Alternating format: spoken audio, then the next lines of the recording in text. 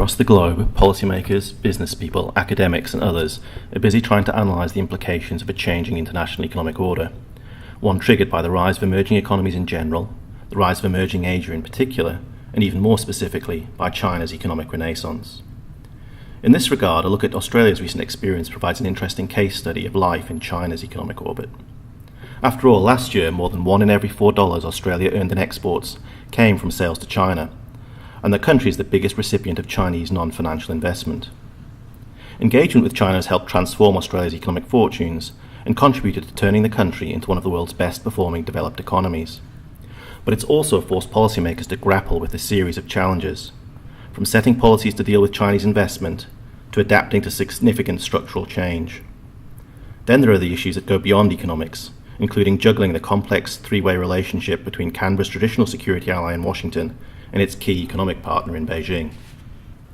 But let's start with the new economic order itself.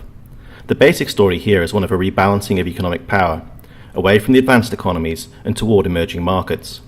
That the global economy is being reshaped by the rise of emerging markets is now such a commonplace observation that it's become a cliché, but that doesn't make it any less true.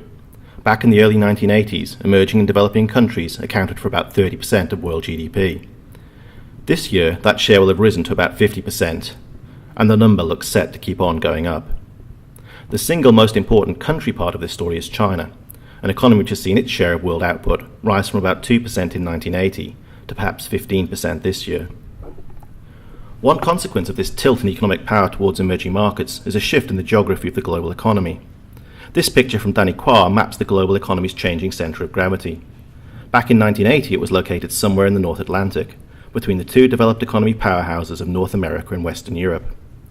By 2008, the rise of emerging economies in general, and of emerging Asia in particular, had pulled it some 4,800 kilometres eastwards.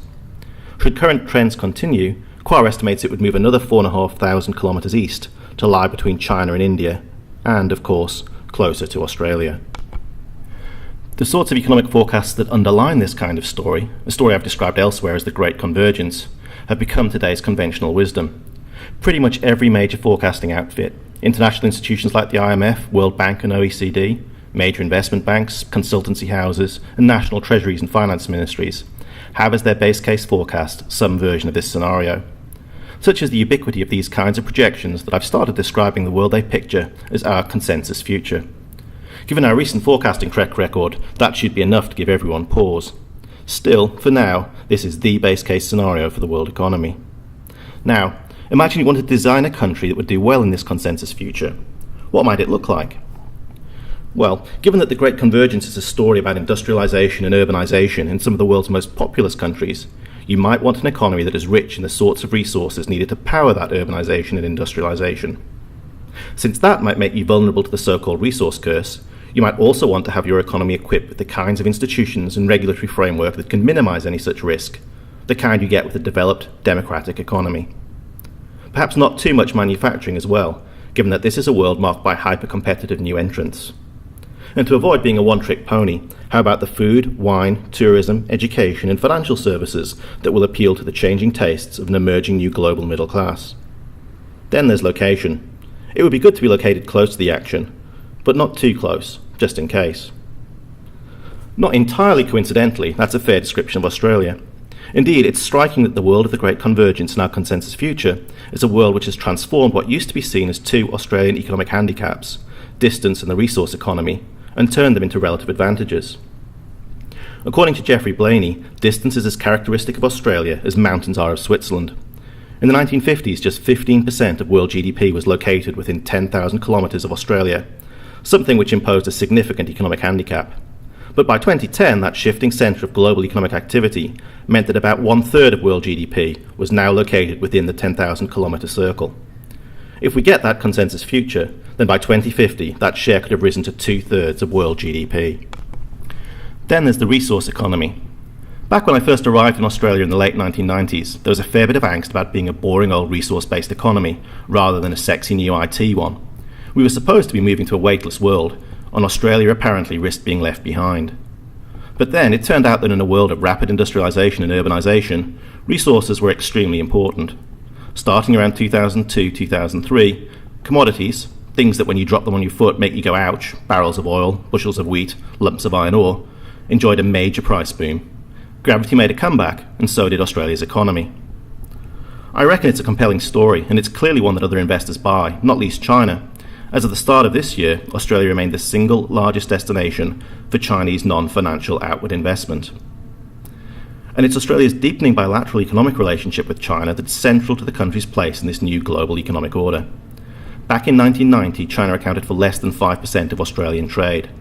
By this year, that share was on its way to 25%. China is now Australia's most important export market, its largest source of imports, and its most important trading partner overall. In 2011, China accounted for more than 27% of Australia's merchandise exports, and more than 23% of total merchandise trade, some $113.7 billion worth, of which just over $44 billion was accounted for by Australian exports of iron ores and concentrates. Then there was almost $7.5 billion worth of services trade between the two countries. Over the space of the past 2 decades, Australia's export markets have become steadily more concentrated on Asia in general and on Northeast Asia in particular. Even back in the 1990s, the region accounted for half of Australia's exports, but by 2010-11 that share had risen to more than 70%, and China has been the single most important factor behind that shift. The bilateral trade relationship is one that comes straight out of Economics 101 and is based firmly on traditional textbook comparative advantage. Resource-rich Australia exports primary products to labour-rich China and in return imports manufactures. The forces of comparative advantage have worked to reshape Australia's export structure over the past 2 decades, with an increasingly dominant role for resources in the export mix. Compared to the scale of this trading relationship, the bilateral investment relationship has been much more modest, but it too has been on the rise in recent years. As of 2011, the estimated stock of Chinese investment in Australia was around $19 billion, while Australia had around $17 billion worth of investment in China. One critically important consequence for Australia of the new international economic order in general, and of China's rise in particular, has been the transformation in the country's terms of trade. That is, the ratio of the price that Australia receives for its exports to the price it pays for its imports. On a sustained basis, this ratio has reached its highest level for more than 140 years, although it's now fallen back from its 2011 peak. This rise has translated into a major income gain for Australians, on one estimate as much as $6,800 per person. Perhaps the best way to think about this terms of trade effect was captured by the RBA's Glenn Stevens in a speech he gave in 2010. Stevens noted that 5 years before, one shipload of Australian iron ore could purchase the equivalent of 2,200 flat-screen TVs. 5 years on, and that same shipload could buy 22,000 TVs, partly because TVs had become cheaper, but mainly because the price of iron ore had increased 6-fold. There's no doubt that this economic windfall has contributed to Australia's current prosperity. The country is benefiting from a long run of economic growth, more than 2 decades without a serious recession. And while it would be deeply unfair to give all the credit to China and the resource boom for saving Australia during the GFC, a sound macro and regulatory framework saw the country avoid a financial crisis and deliver an effective policy response, and that deserves a share of the credit. But it's certainly true that the resource boom played a big role. As a result, Australia has enjoyed the kind of growth in employment numbers that have been the envy of nearly every other developed economy. Moreover, and once again assuming that our consensus future plays out, Australia will continue to benefit from its economic ties to some of the world's fastest growing economies.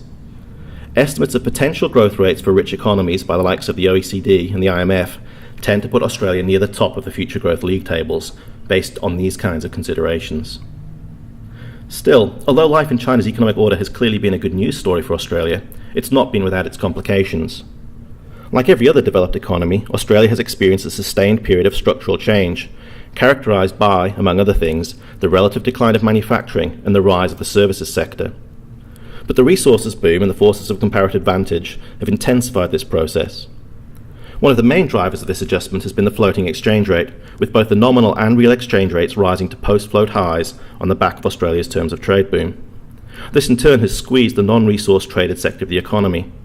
Sectors such as manufacturing, tourism and education have found life much tougher with a stronger dollar.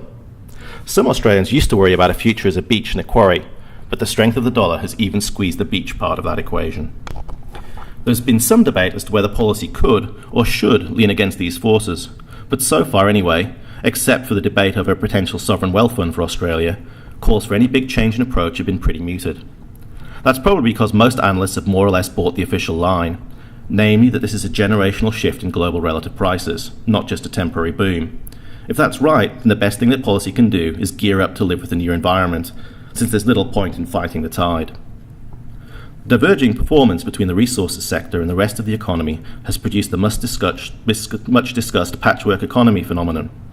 While the resources sector has been growing well above trend, activity in the rest of the economy has been much more subdued, in part precisely to make way for the expansion in the booming mining sector. This same pattern is found in the differential economic performance between Australia's resource-rich states and the rest. And it's also apparent in the changing patterns of employment, with job losses in manufacturing, retail trade and transport, although again, there's more than the resource boom at work here. All of which might go some way to explaining the relatively grumpy mood of Australian voters, despite what are currently very impressive macro numbers by the standards of the rest of the developed world. As well as dealing with the ongoing pressures of structural change, life in China's orbit has thrown up other economic challenges as well. In particular, there have been a series of high-profile debates around the optimal policy response to Chinese investment, prompted in part by the state-backed nature of most of the Chinese money. So, for example, there was the ultimately failed Chinalco-Rio deal, which raised a series of questions about the wisdom or otherwise of granting a major consumer a key stake in the iron ore business, a debate which resulted in a public reframing of the objectives of Australia's Foreign Investment Review Board, or FIRB. Then there was the decision to block the bid by China Non-Ferrous Metal Mining Group to acquire a majority stake in Australian rare earths company Lynas, apparently on the grounds that the deal could risk undermining Australia's ability to be a reliable trading partner to others. More recently, press reports suggested that Australia's National Intelligence Service, ASIO, had advised the government to block Chinese communications company Huawei from participating in Australia's national broadband network. All of these decisions have been taken against a backdrop of scepticism towards Chinese investment by what appears to be a majority of Australian voters. According to our latest Lowy poll, for example, 56% of those asked agreed with the proposition that the Australian government is allowing too much investment from China. What's driving that public perception?